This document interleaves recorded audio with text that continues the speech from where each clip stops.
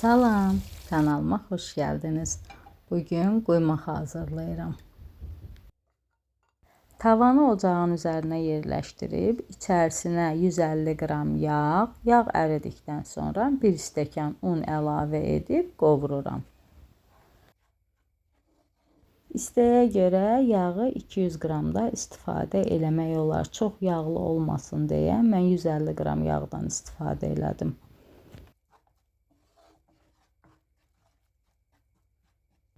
Quymağın daha dadlı, ləzzətli alınması üçün unu yaxşı qovurmaq lazımdır.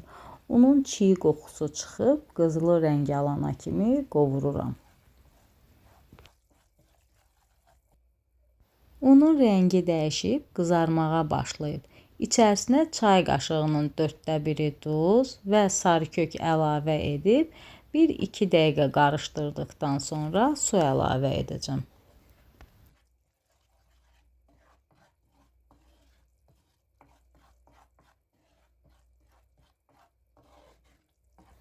Suyun hamısını bir dəfəyə yox, hissə-hissə əlavə etmək lazımdır.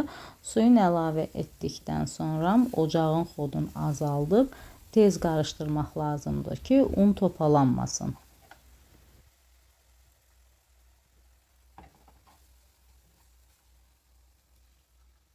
Ondan asılı olaraq su biraz artıq, biraz əskik istifadə oluna bilər. Ona görə də suyun hamısını bir dəfəyə yox, hissə-hissə əlavə etmək lazımdır.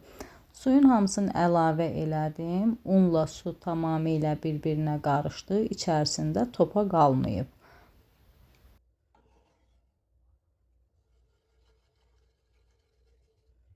Tamamilə qarışdığına görə ocağın xodunu biraz artırıb gözləyirəm ki, qaynayıb bişsin.